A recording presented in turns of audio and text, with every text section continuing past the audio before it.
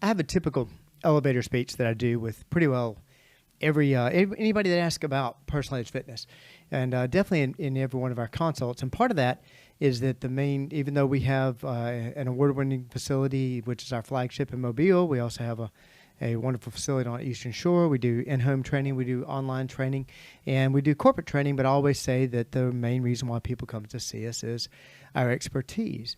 With every staff member possessing at minimum a bachelor's degree in the field of either exercise science, exercise physiology, kinesiology, sport medicine, or athletic training, that makes it the most qualified staff in the Southeast. And we're always excited when we add a new staff member because we add so much to our program.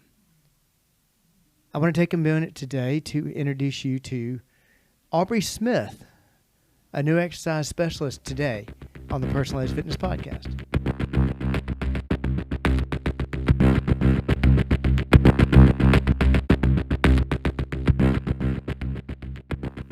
Good day and welcome to the Personalized Fitness Podcast. Thank you so much for joining us today. We're welcoming a new member, actually not so new. We'll get to that in a minute. But I want to tell you how to get in touch with us if you have any questions about this podcast or any others, or you want to reach out to my guests, or as always, if you have any questions about dispelling the myths of health, fitness, and wellness, please contact us at area code 251-278-3343. That's 251-278-EDGE. You can also reach me at Garrett, Garrett, at personalizedfitness.com. Personalizedfitness.com, of course, is our website, and Personalized Fitness is our Facebook page. Hit us up on X at Team PE if you are so inclined. But I want to welcome to the show a not so new, and I'll tell you why that is in a minute, not so new exercise specialist with us, Miss Aubrey Smith. Aubrey, welcome to the show. Hi. Thank you so much for joining us today. I appreciate it. And the reason I say not so new is that if you're a fan of the podcast, you know that when we get a new member, pretty soon thereafter, we have them on the show. I didn't do that with Aubrey. And I don't even have it. I worked last night thinking I need to come up with a really good excuse why that happened. And it didn't. Life happened, and I didn't. But because of another podcast that we're going to do with Aubrey, it's actually fantastic that we're doing it now. And that's not only that's a good idea. The second thing is also covering my bases.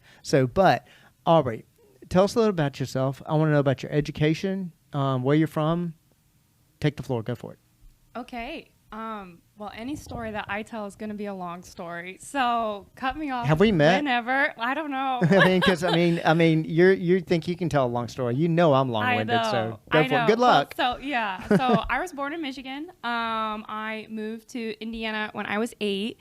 When I was 8 years old, that was when I met my husband, Nate, and everyone knows Nate. You met him at 8 years old? I met him at 8 years old. Oh, gosh. I was joking. He was in my 3rd grade class. Oh, wow. And then we were in every class together up until junior high. And so he's kind of part of where I have moved and traveled to. So that's why I mentioned that.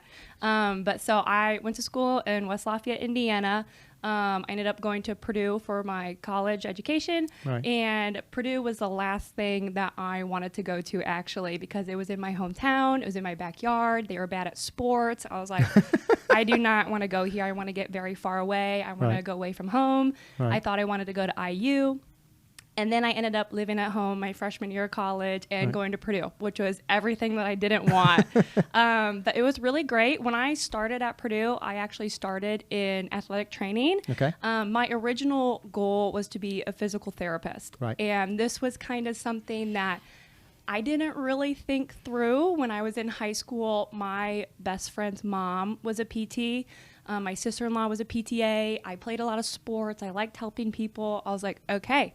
A plus B equals C. This seems like a really great idea.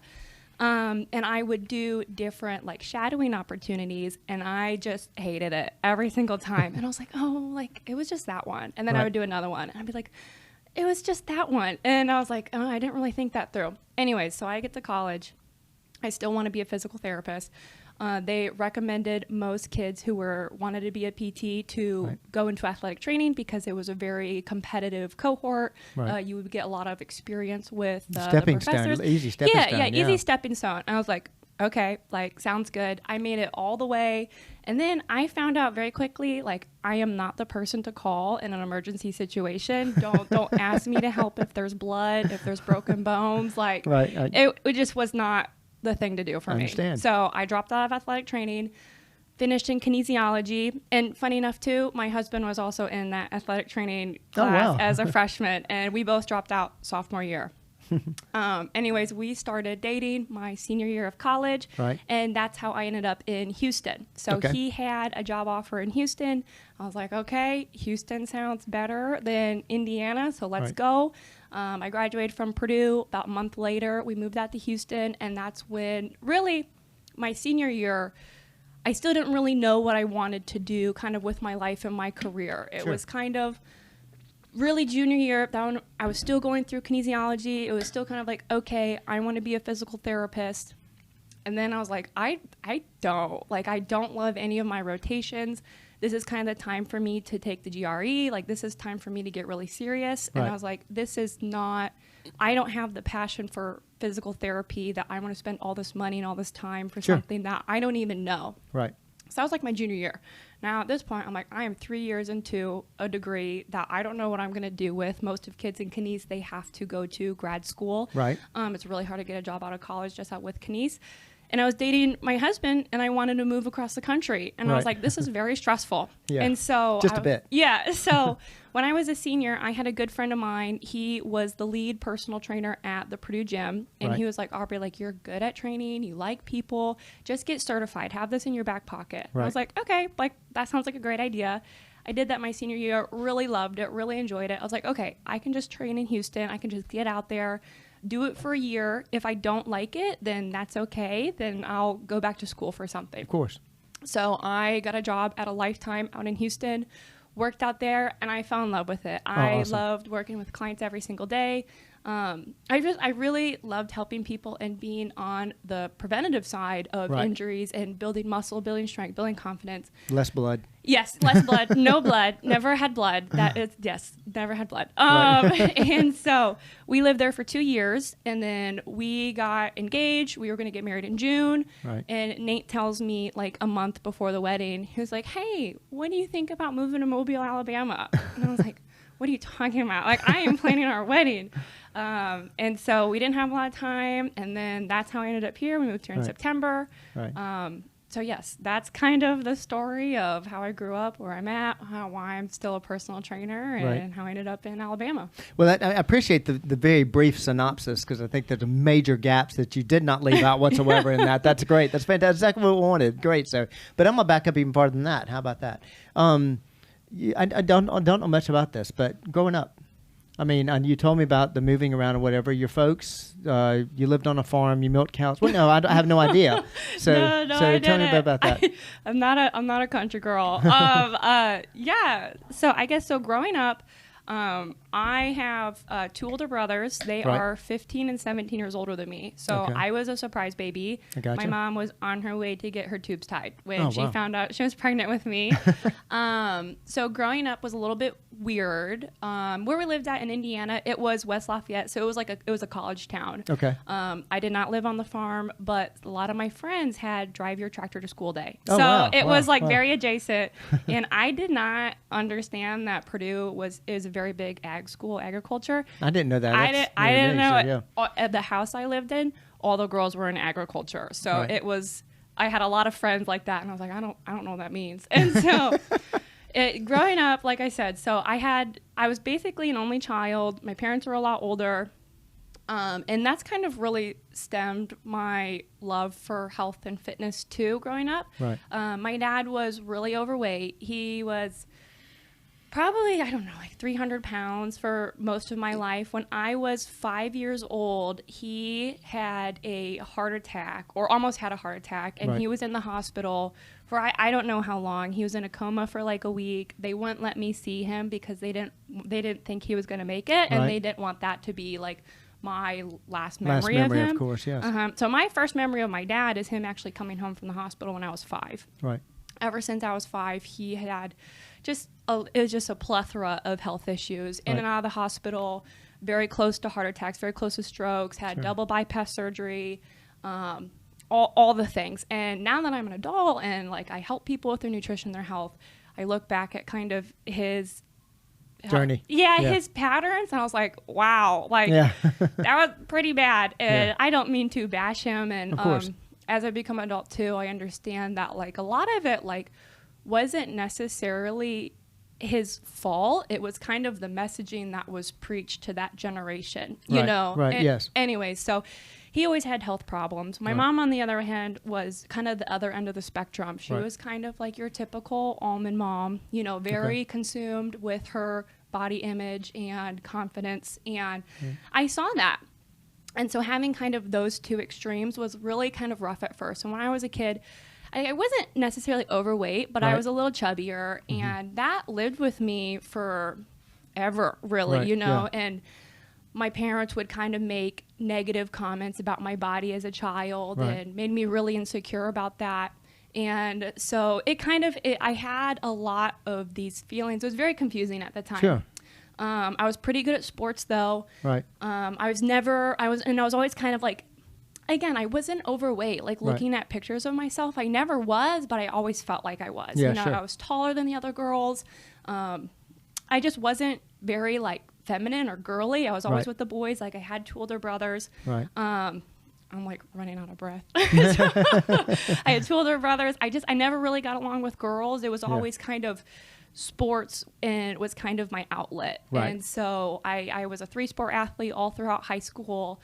And just really kind of started dealing with those feelings that, you know, every teenage girl kind of feels with. You know, I would never necessarily say that I had like an eating disorder, but I definitely went through periods of time, like I would go on Pinterest and look for diets. Like I remember I did this like soup diet once. It was stupid. So like I'd go on Pinterest, look at these diets, look for like workout routines. I think I was like 13, you know.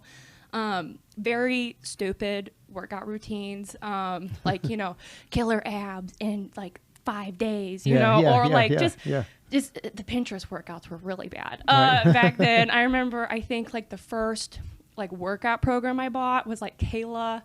I don't even know her last name, but I could show you. She was kind of like the pioneer for like online training and whatnot. And so, yeah, that kind of sums up like what was going through my head throughout junior high and high school. Sure. And I really decided, I was like, this is stupid. You know, this is like, I hate feeling this way. Like, I want to understand why. And that's kind of why I really wanted to get into a field of helping people and figuring out the right way to work out, because I knew what I was doing was wrong. And like, I think a big part of it too is I'm so passionate about women and working out and lifting weights and being strong and empowering, because I want to not let other little girls who felt like I did go through the same thing. Yeah, exactly. And so, that's kind of, I don't know if I answered your question. No, more than. Actually, this speaks to something I've talked about on the show before. And if you're a fan of the podcast, you've heard this, and why, and really why I asked the question the way I did about, I want to know about your upbringing. What I was digging for is the fact that I've had over 30 trainers, close to 40, work at Personal Edge. And by the way, not a high turnover. We've been in business for 24 years. Average tenure of a staff member is 7 years. We're very proud of that. Average tenure in the field, nationwide, the career of personal training is 2 years. So we're kind of proud of that. But of all those individuals, there's a passion there. There's a driving passion. And typically most people think, well, I was an athlete, therefore I did that. And there are people out there that do that. But what we look for in hiring is we look for that passion. There's a passion driving that, and that your passion is going to be different than somebody else's. Is going to be different than somebody else's. And rarely do I run into. I don't think I've ever run into anybody. Definitely not in an interview. Why did you get into this? Well, I didn't want to help people. Everybody. Well, I wanted to help people. Okay. I mean, yeah, that's great. That's wonderful. I do too. You do too. Everybody does. Why?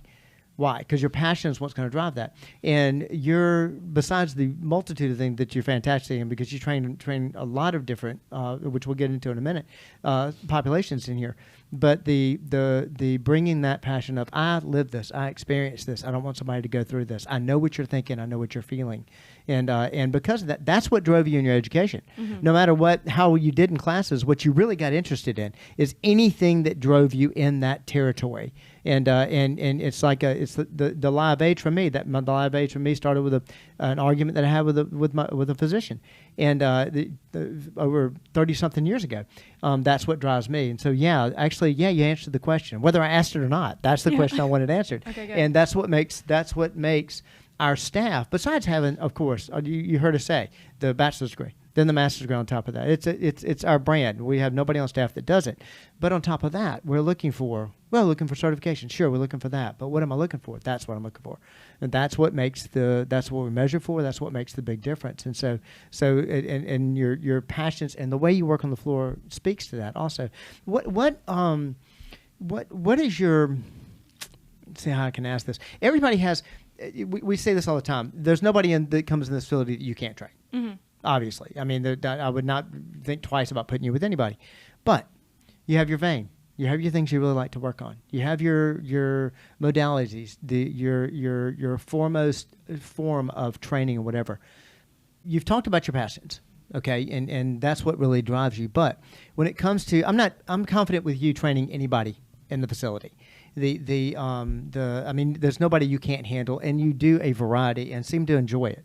And I guess the part of it and the clients you don't enjoy, you don't tell me. But either way, you do a great job with it. But we all have our own likes and dislikes, things that really, that's my edge. That's what I really love.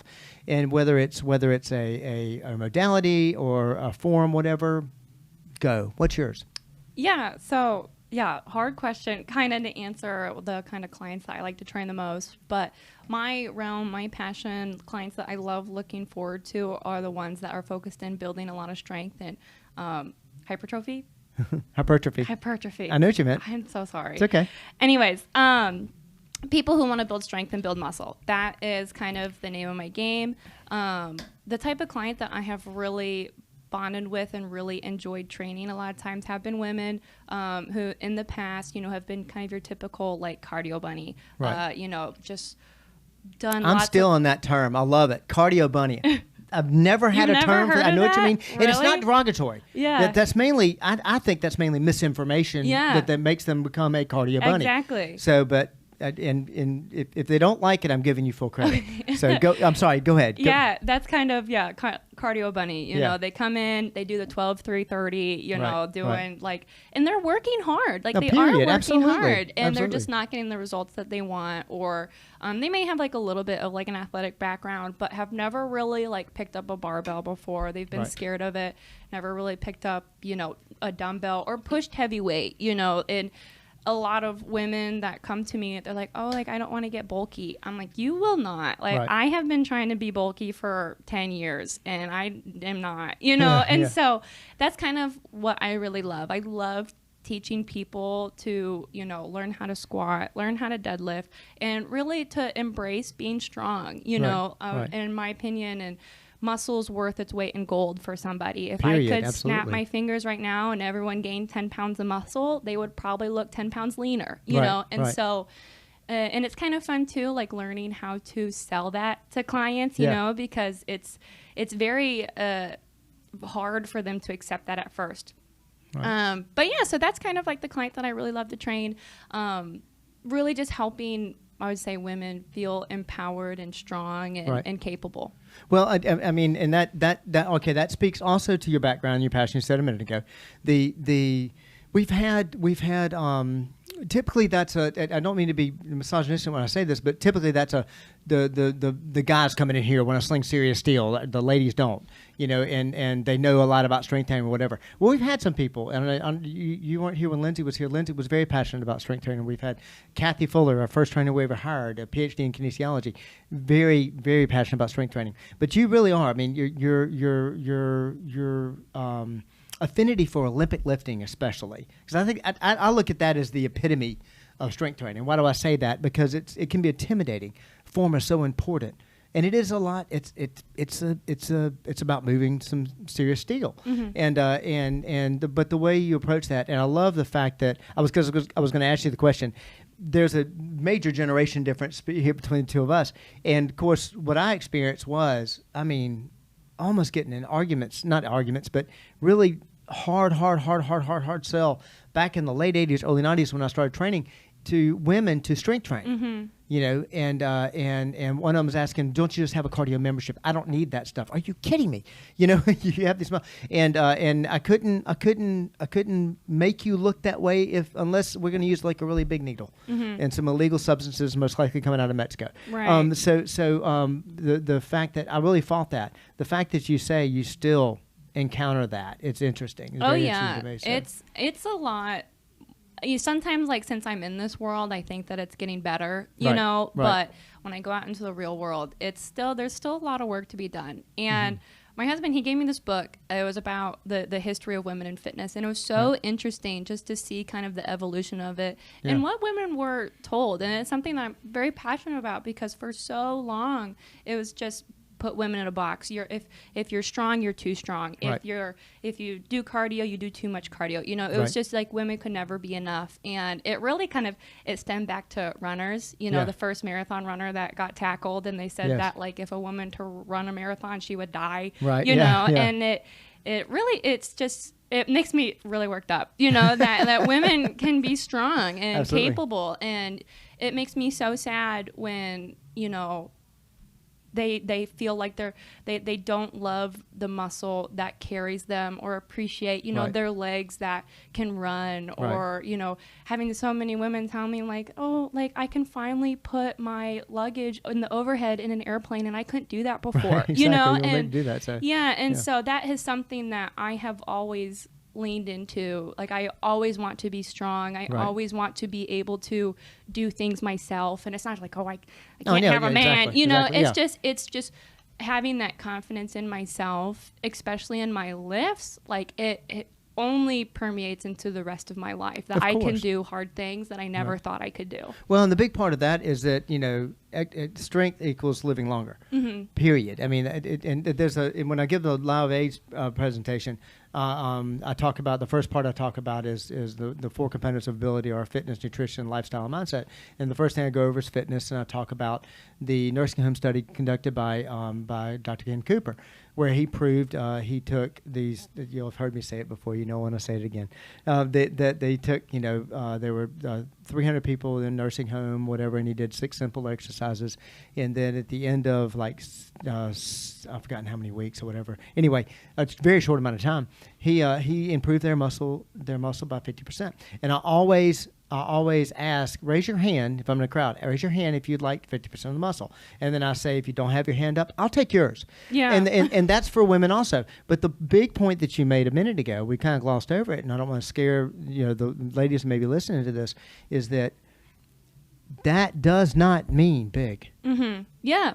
And the beautiful part, all means. Yeah, the beautiful part about strength training and building muscle, if you ever get to a point where you feel like something is too big, you can reduce the load and the volume, and it's not going to grow. You know, it's beautiful. It's sculpting your body. It's what it is. Period. And, you know, and you can get to that point, and I'll be like, okay, we'll change our goals. It's amazing. It really is. And it's what we talk about on the show all the time, is hitting your level of wellness. This is where I want to be. I like the way I look or whatever. Fantastic. Doesn't matter what you like. It matters what the client likes. And they're, okay, fantastic. We can just keep you here the rest of your life. It's called your level of wellness. That's what we're looking for. And so I think, honestly, Aubrey, I think it's that word. It's build. A build, it's like when they say diet. Diet means restriction and holding back. No, it means an eating plan. You're overeating, you're undereating, you're not eating, or whatever. That's all a diet. Okay, build, B-U-I-L-D, does not mean big. It does not mean get larger. Right. It means get stronger. Right. Which can mean so many times. In fact, more times than not, it can mean get leaner. Exactly. Oh, 100%. Yeah, absolutely. Yeah. So it makes a huge difference. All right, but it's funny that you're talking so much about working with ladies and have that passion for that, which that anybody that works around you knows that you're picking up on that. But, you know, Ross Roberts. Yeah, come on now, and he Ross. does. Ross is going to love it that I mention his name here. But he's like, that's like my granddaughter. She's wonderful, whatever. But you're the way you work with, I mean, you have a ton of male clients. I've never looked at the different sessions that you work with, but I wouldn't be surprised if it's 50-50, if not possibly even more males. But especially with our senior populations, and I'll know why. I'm not going to ask you why. I'm going to tell you why, and because I'm hearing it. I'm hearing it from client after client after client, and that is your descriptions. Now we have I think you would agree. You're with an incredible staff, and you respect everybody that's on the team, and you would think that everybody can describe exercise really well. If not, we wouldn't be growing to 400 sessions a week. We wouldn't have a less than 20% turnover, 6.5 year average tenure. But in all the years, in 24 years of having this business, I've never had. You're the compliment that I get the most over and over again is the way you describe an exercise. And I've had people say, oh, yeah, they explain it really well or whatever. But to a person, when I'm asking and getting feedback about you, it's descriptions. Why is that? Can we bottle up? Yeah. Can we teach the people that? That's a great question. Yeah. So in my opinion, a lot of people are terrified of like the big lifts. They don't want to hurt themselves. Sure. They don't want to hurt their back. They don't want to strain, and that's so valid. And in what other setting are they going to learn these abilities? And I feel very confident in helping them learn it. And it's just like a skill. That's what I try to tell them. It's like learning how to ride a bike. It's like learning to play the piano. You're not going to be good at it the first day, and we practice those movement patterns. And to me, form is so important because it is. It's quality over quantity. Sure. That's always going to go longer than anything else. And I lost my train of thought there. That's okay. That's all right. But it's really something that I remembered. Go for it. Over the years, and I have really not been training that long in the grand scheme of things, like the past almost 5 years here. I've really learned that a lot of people do not know what it's like to be in their body. They don't they can't connect the dots. They eat something and don't understand like why something else would happen. Or, I tell them to feel a certain muscle in their body and they're like, I have no connection to that whatsoever. And I just think that's so important, just to be able to feel yourself and have that kinesthetic awareness. Sure. So yeah, I love teaching people form. I love seeing that light bulb moment. And a lot of it too is just really reassuring them that like you are not going to hurt yourself. Like I am not going to give you a weight that I think is going to injure yourself. Like I know when to tell you to stop. And I do really think that knowledge is power. And so I try to explain to clients like, hey, this is what I'm seeing. This is what I want you to do. And this is why we're going to do this, Perfect. So like, I like to like take videos of clients doing like a deadlift from the side and because they'll do something so minuscule that like a lot of people could let go of, but I'm like, no, like we're building the foundation of a house. If that cornerstone is not aligned, then the whole entire house is off.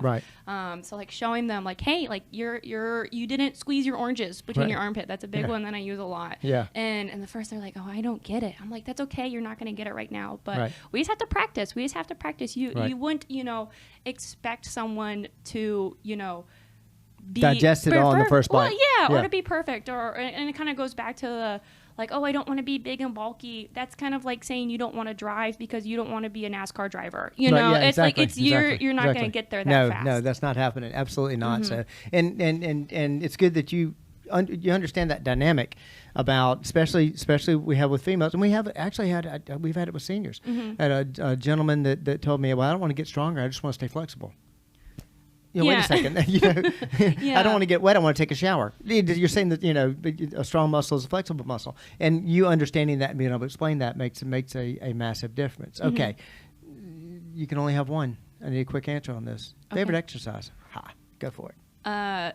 Dumbbell bench press. Really? Yeah. I would have said deadlift. That's so awesome. No, Dumbbell bench press. I awesome. used to hate deadlifting, and really? I used to hate squatting. You would not know. And literally. I know. Well, I've come a long way, but I love bench press. Okay. No, that's great. Because that's I would rather push against something than pull. I hate every back exercise out there. I hate them all. I love the honesty here. Okay. So, and that's what's needed. We know that about our staff, and so not that you can't can't do back exercises. Not that you don't do wonderful exercises. And by the way, you teach a deadlift, awesome.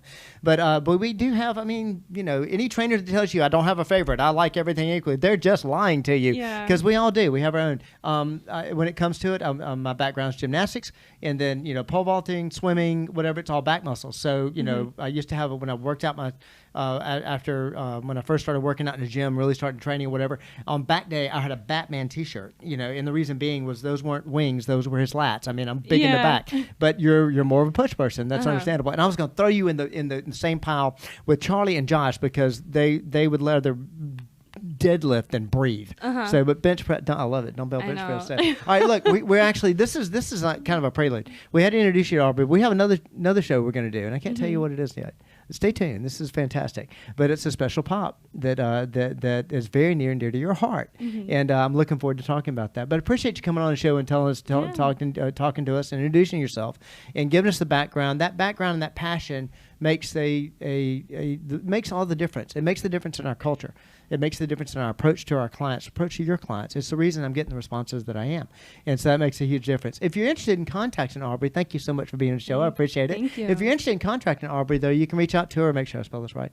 Aubrey, Aubrey, at personaledgefitness.com. She'd love to take your questions. So, and as usual, if you need to get in touch with us, contact us at 251-278-3343. That's 251-278-EDGE. Garrett at personaledgefitness.com.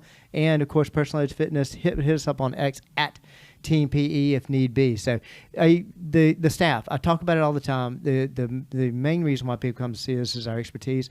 Aubrey is just one more addition to that staff and one more way we help you reach your level of wellness. Thank you so much for joining me today. We'll see you next time.